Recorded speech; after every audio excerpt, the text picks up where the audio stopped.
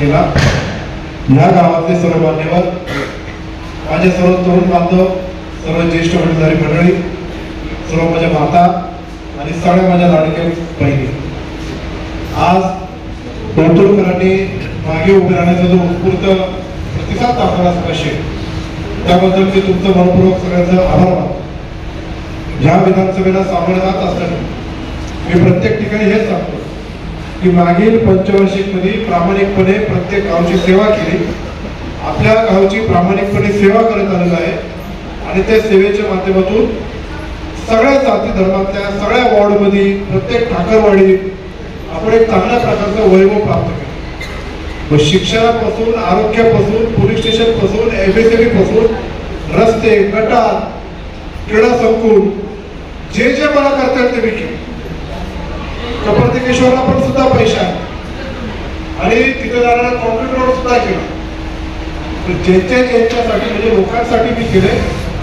काही लोकांना निमित्तच पाहिजे असं तर ते आपण सांगू शकत नाही. शेवटी जो त्याच्या जसा अधिकार आहे त्याचा विचार. प्रामाणिकपणे सेवा करत आलोय, पुढेही प्रामाणिकपणे सेवा करत राहील आणि कोथरूडकरांनी याचा ठरवलं की अतुल बेनकेच्या पाठीमागे उभं राहायचं. हा प्रतिसाद तुम्ही जर दाखवला.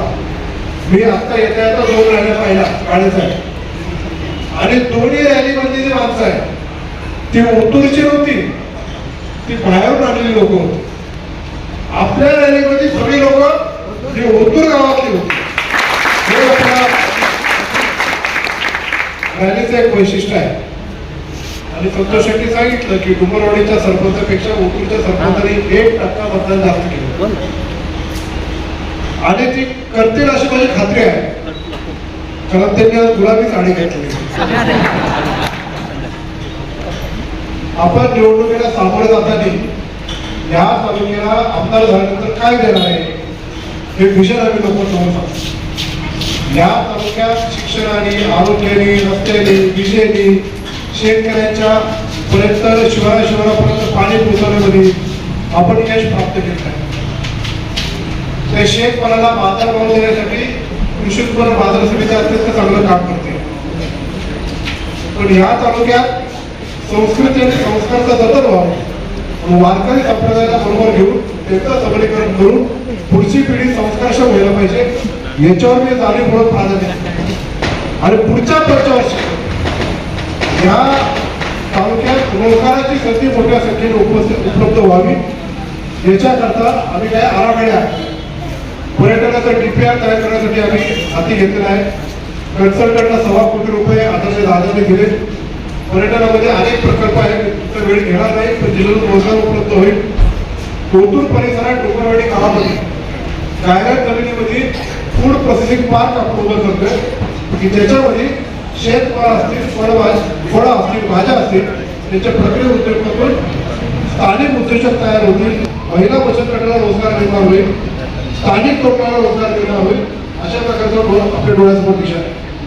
आपण येडगावच्या धरणाच्या शेजारी 15 कोटीचा क्रीडा संकुल उभं करण्याचं काम हाती घेतलेलं आहे. ते चालू सुद्धा झालेलं आहे. या तालुक्यात एक चांगली दिशा देण्यासाठी आपण आरोग्याचे दवाखाने आता इथं उभं केला. जसं नारेगावला 100 बेड असेल, जुन्नरला 100 बेड असेल, त्याचं पण काम चालू केलं आहे. आदिवासी विभागाच्या मुलांना हॉस्टेल उभे केले आहे आणि पुढे असे अनेक काम आपल्याला करायचे. आपण जेव्हा लोकांना विषय सांगतो, पत्रकार मला सातत्याने विचारतात की तुम्हाला उभं करायचं, तुम्हाला पुढं काय आहे, तुम्ही त्यांना सातत्याने माझ्या डोळ्यासमोर विषय आहे ते सांगण्याचा प्रयत्न करतो. आजपर्यंत वल्लभशेठ बेनके साहेबांनी जी प्रामाणिकपणे सेवा केली ती भविष्यात मी करत राहील, एवढं मात्र तुम्हाला वचन देतो.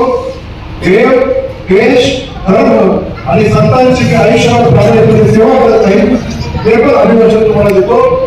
अजितदादांची सभा 16 तारखेला ओतूरच्या कृषी उत्पन्न बाजार समितीच्या आवारामध्ये होणार आहे, दुपारी 1 वाजता.